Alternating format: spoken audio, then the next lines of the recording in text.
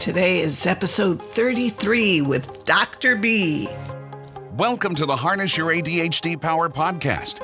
If you're looking for a fresh perspective and actionable steps on hot topics from focus to follow through to self-management and more, you are in the right place. Welcome your host, innovative educator, coach, and psychotherapist, Dr. B. Hey, ADDers, I am so glad that you could join me for today's podcast episode. This is really an important topic, and there's a lot that I want to cover in roughly 30 to 40 minutes. So pace yourself and know that you might want to listen more than once to really get what I'm saying and be able to take action. If you've been trying to solve your procrastination challenges forever without much success, perhaps it's because procrastination is a behavioral symptom and not the real problem. Behavioral symptoms are great because they tell us that something is wrong. It's just that we then need to look beyond them if we're going to solve the underlying issues that are presenting us with those behavioral symptoms. It's kind of like having a fever, the symptom, when the underlying issue is a raging infection. I hope you'd be treating the raging infection and not just take something for the fever. In the earlier episode number 4, I talked about what your procrastination is a symptom of, and that if you can't get started or stay with tasks or finish tasks, that you're missing something, whether it's the ability to construct or see the path from start to finish, or perhaps a skill, strategy, support, or the confidence in your own ability to achieve the intended results or get the task done effectively. So where is that confidence supposed to come from when you've repeatedly failed to achieve your intended results? Seriously. Well, it comes from competence. And competence comes from truly having the skills and abilities to do whatever it is that needs doing or you intend to do, rather than flying by the seat of your pants or faking it or hoping what you're going to do will work. You're either competent or you can forget about feeling confident for now. To me, being competent means knowing with certainty that you have the pre-skills or the prerequisites to the skills that you need to perform the tasks effectively. And how will you know if you do? Great question.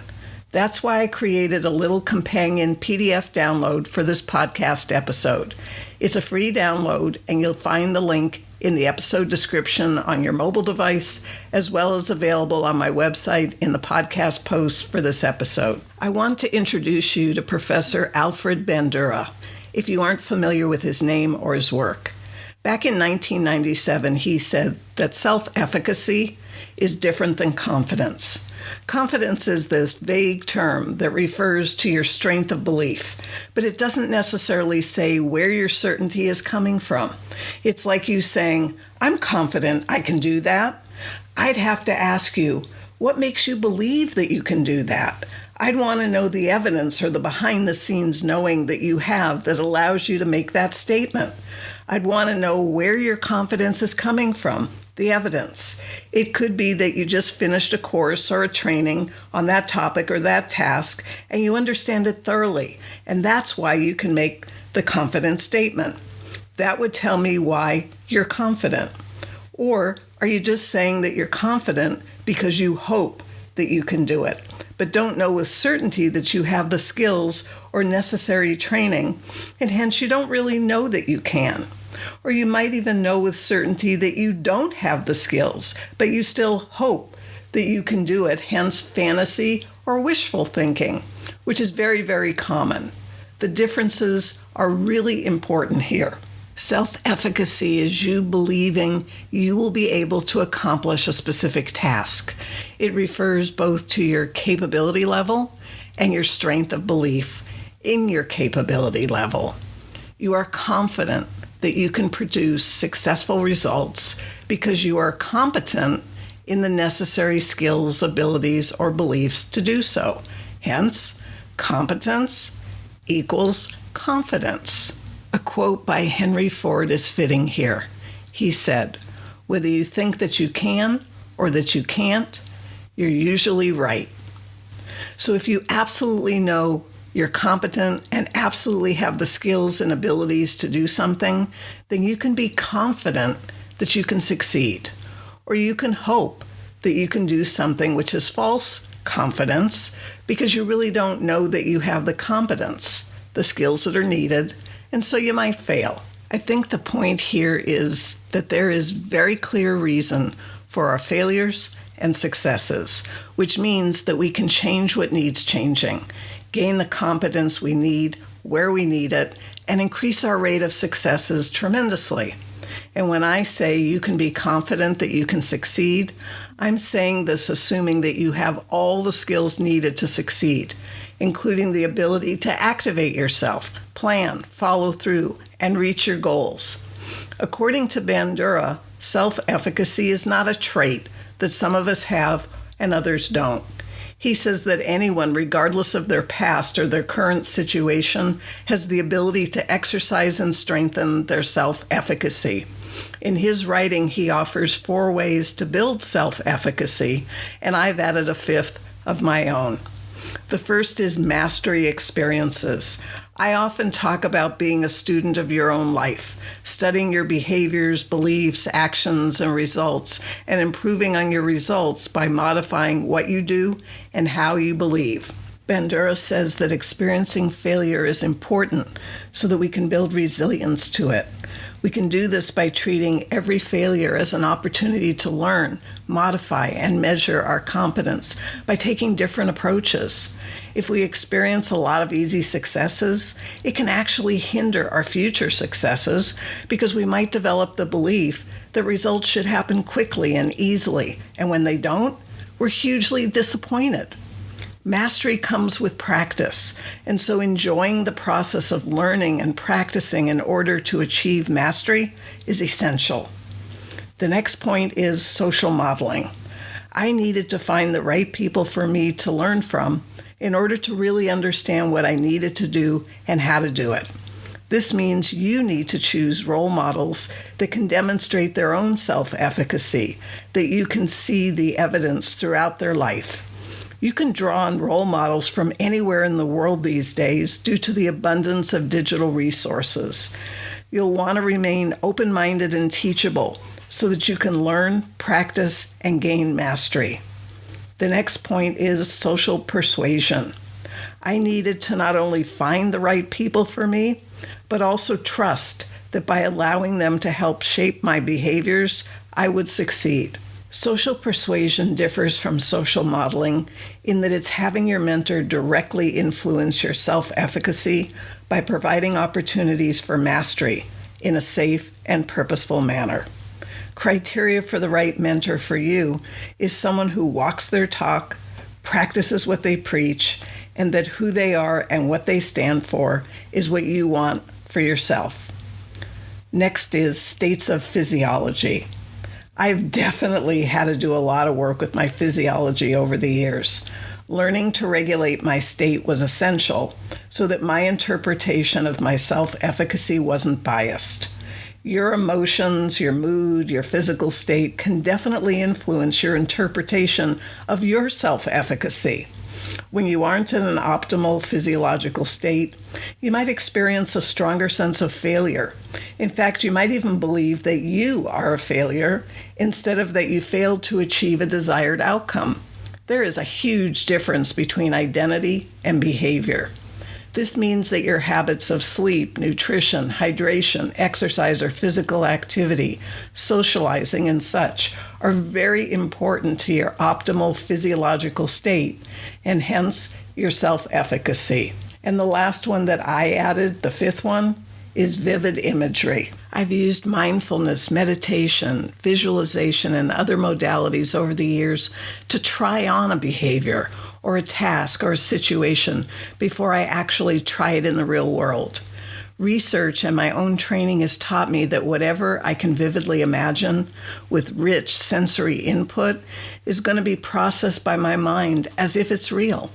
My conscious mind knows that it isn't real, of course. The part of my mind that loves to play and imagine is willing to play with me while I try on various situations to determine how they may play out and if I'd like to experience them in the real world and how to best do so for the greatest likelihood of my success.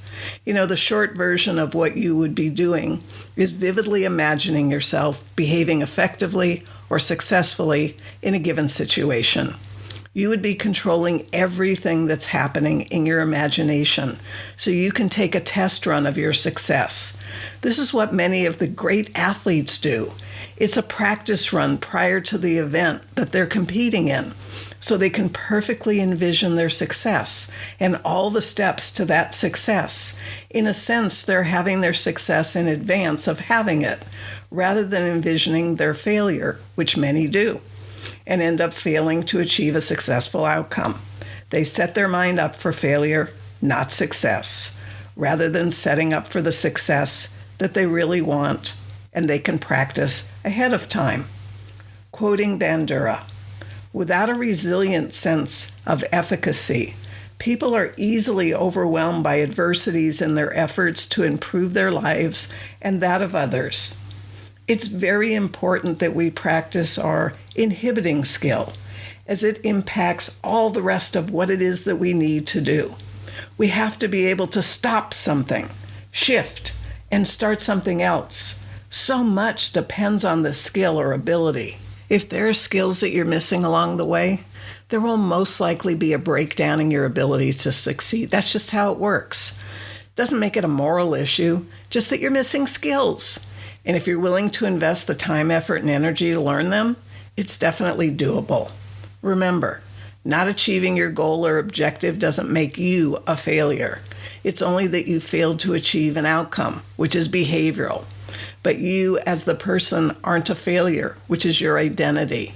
Your value is still intact as a human being.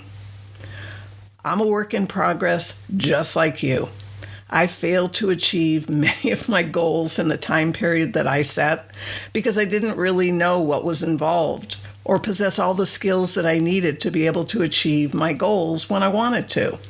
I would say I was pretty naive about 6 years ago when I thought I could just do a massive brain dump of recording all the knowledge and information and wisdom that I've accumulated and acquired in the past 30 plus years and then convert it into courses and programs for you in a year's time. I laugh now because that 1 year turned into 5 years. There was so much that I needed to learn that I didn't even know I didn't know when I started. And I persisted, and I reached my first goal, and so on. It just took a bit longer. The time was going to pass anyway, so I'm glad that I kept going. We're getting closer to today's 3 important points, with relevant stories, an action step, and a favorite quote of mine. So let's keep going. I want you to remember that you are not what you do or don't do. You are more than that. We are not defective or less than as people, as human beings. We're just wired differently. And that difference is actually pretty cool once you have the tools that you need for your own success.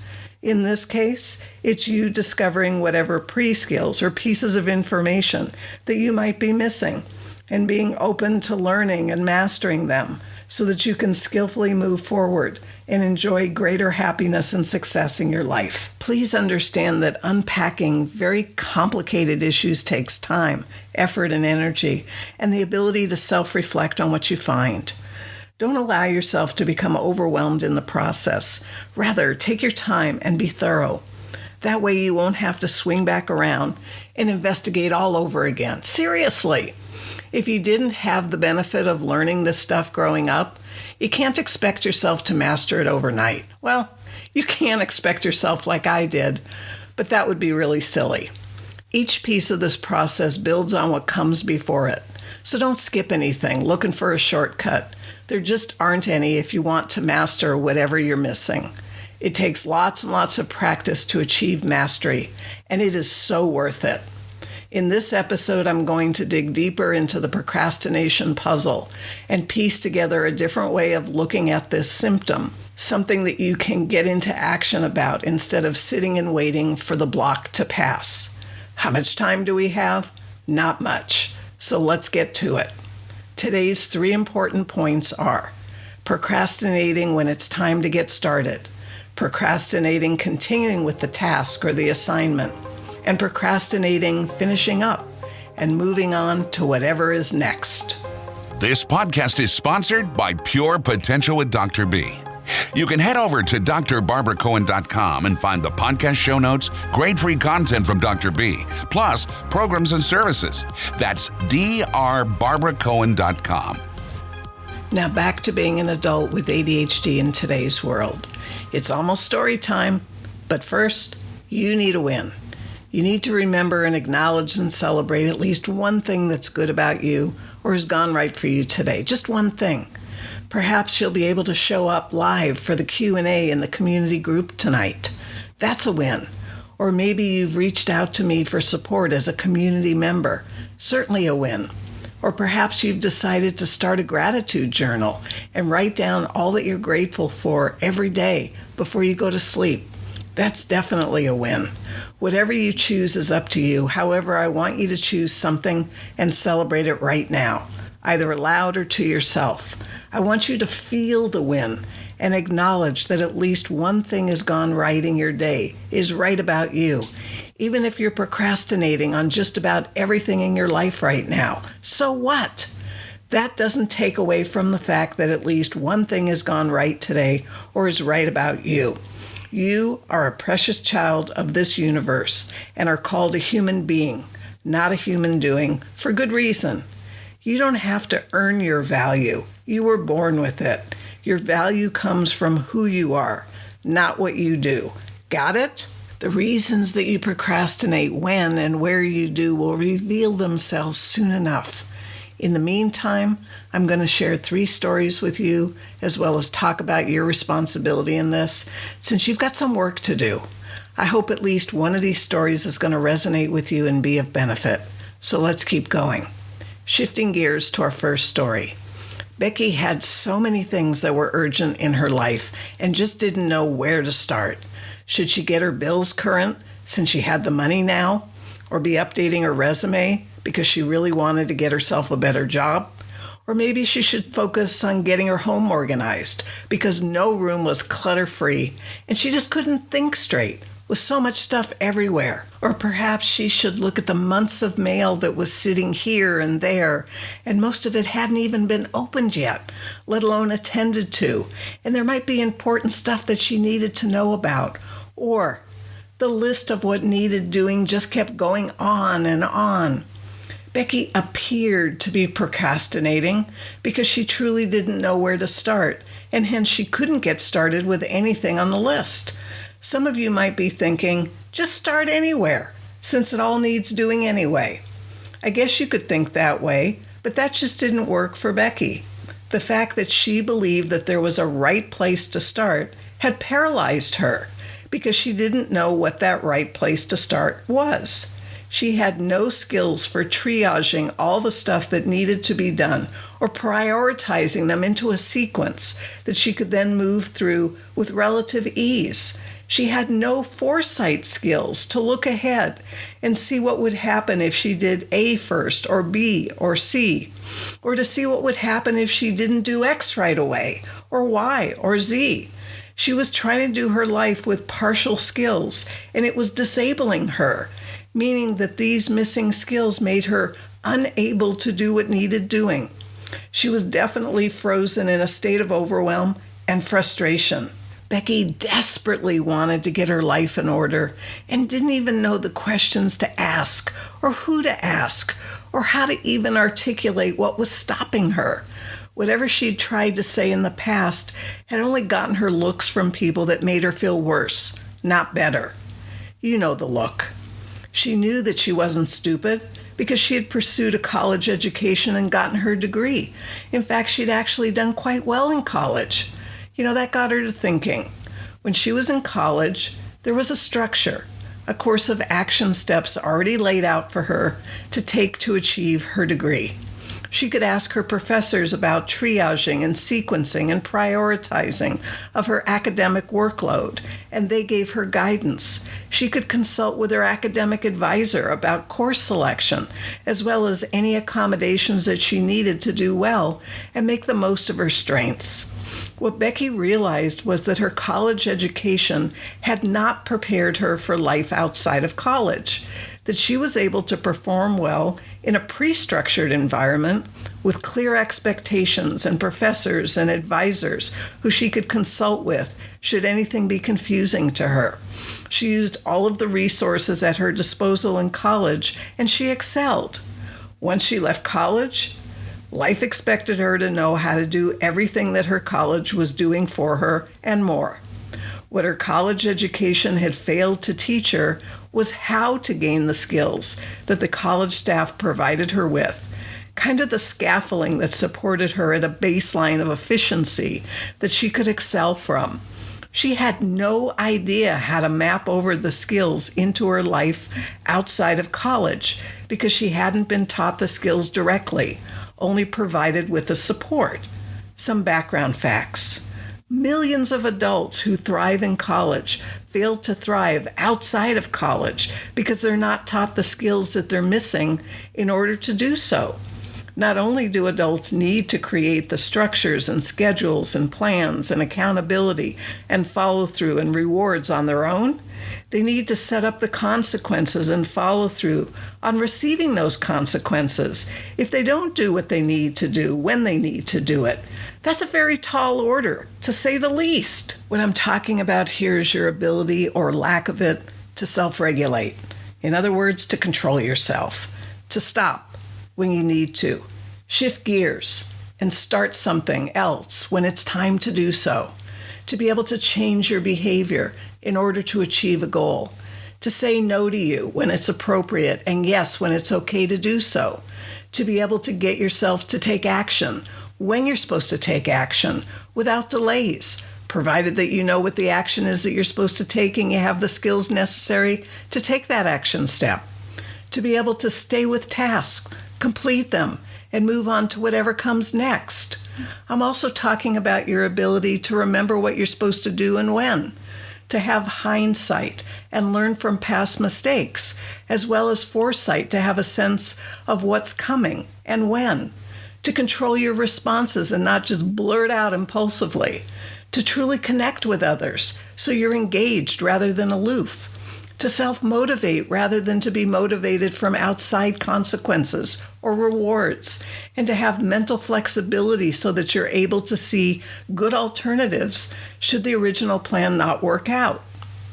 If you relate to Becky's story, your action step has 3 parts. Focus on identifying what skills you have and what you're missing so that you have an honest or a real assessment of where you're starting from today. Follow through on determining where and how that you can gain the skills that you're missing in a fun and a playful way, because that's the best way to learn anything new, as well as leverage the skills that you do have and lead with them as your strengths. In self-management, manage your feelings about having to do this kind of work at your age or your stage of life. Better to know what's holding you back all these years and resolve it now than live out the rest of your years as an underachiever or overwhelmed or dissatisfied. Transitioning to our next story. Taylor found it relatively easy to get started. In fact, he was happy to start things, many of them. He loved building model cars and had started about 20 of them. It's just that he hadn't finished even one yet. In fact, he hadn't even got close to the middle of building out even one of the model cars that he started. Unlike others with ADHD that he knew, Taylor had no problem getting started. He loved to just jump into something new and get started. It was exciting to him, the newness, the learning about something unknown to him, and more. It was the keeping with things that Taylor lacked. He quit things because he felt bored with them. He didn't understand that he was a feeling-driven person, or rather had a feeling-driven brain. This meant he needed the ability to change his state when it wasn't optimal so that he could keep going. This hadn't even dawned on Taylor. There were things that he had started that he did want to keep going on and see how they were going to turn out, but he just couldn't get himself to stay with things past a certain point. When he tracked his cycle of interest, it was about 6 weeks. That meant that if he didn't keep going, stay on task, and complete whatever he was working on in less than 6 weeks, it was over. He just wouldn't keep going because he lost his momentum and his interest and didn't know how to fuel it and keep going when things took longer than anticipated.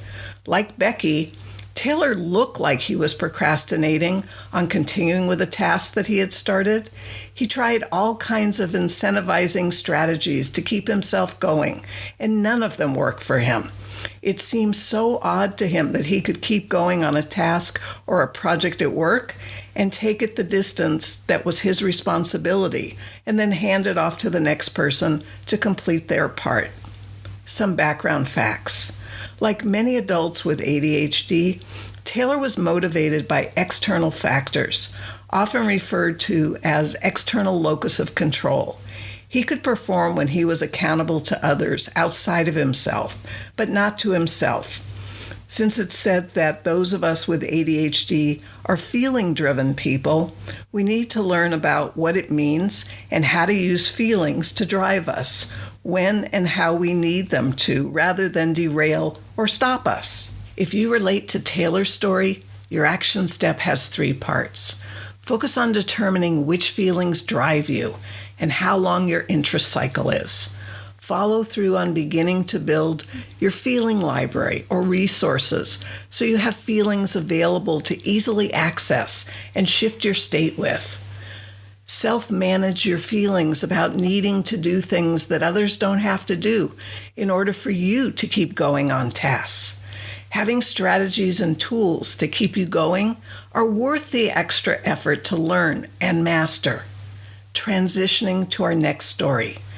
Callie and Bob hadn't finished a conversation in years. On the surface, it looked like they were both huge procrastinators who would get distracted in the middle of just about every conversation they started and go off onto a tangent topic. Funny how neither one of them objected when this happened or tried to steer the conversation back to what they were originally talking about. So over their 15 or so years together, this was their pattern. This communication pattern of theirs was serving a very important purpose. It was keeping them safe from what came next if they were to finish any one of their conversations, because each unfinished conversation led them to a crossroads point that was linked to what came next. And what came next is they would have some life-changing decisions to face and make. Since neither of them felt ready to face or make those decisions, let alone even talk about making them, they each continued to distract the other when the conversation got too close to the crossroads point, and they went off on a tangent topic to keep things status quo and safe for both of them. Some background facts. Many adults link things together like Callie and Bob had done, which prevents them from finishing something, whether it's a conversation or a task or achieving a goal. It doesn't matter, because if A is linked to B and they aren't ready for B, they can't let A happen. It's important to learn to separate out A from B so that you can finish A without feeling threatened that B is automatically going to happen. Rather, B happening will be by choice, not by being linked to A. If you relate to Callie and Bob's story, your action step has 3 parts. Focus on how you've linked A to B. Unpack the sometimes complex structure that was created to keep you safe. Follow through on separating A from B so you can focus on each for what it is separate from the other. Spend time reflecting on your fears or your concerns about B and what it means to you. Perhaps seek professional help as needed to gain the clarity you deserve to have on this. Self-management of your feelings about allowing yourself to get to A and finish with A all by itself before you even consider going on to B. And if you move on to B, state management is essential, as this was something huge that you've avoided getting near, perhaps for years. Take your time with it and be gentle with yourself. It takes courage to look at the truth of your life and accept what you find. Acceptance isn't resignation. It's starting with what is and moving forward from there. A favorite quote. Maya Angelou said, "Having courage does not mean that we are unafraid. Having courage and showing courage means we face our fears. We are able to say, 'I have fallen, but I will get up.'" The question I have for you at this point of our journey together is, have you fallen into the trap of believing that your procrastination is the problem when there are actually underlying reasons why you have to keep yourself from moving forward? And are you ready to get up and embrace this challenge with new insights and tools? I hope so, because it's totally worth it. Since everyone learns differently and has preferences for how they learn best, I've created many different resources with you in mind. Here's what's available. A free video and ebook about getting your ADHD needs met. A free tips ebook on decision making. This podcast with show notes for each episode. The Harness Your ADHD Power community on Facebook, where I'm actively involved with the community members. Live videos on my Adventures in Achievement Facebook page. Ask Dr. B your questions for a podcast episode. Reach out to me with your thoughts or feedback or needs. 6-question survey to tell me what you're struggling with.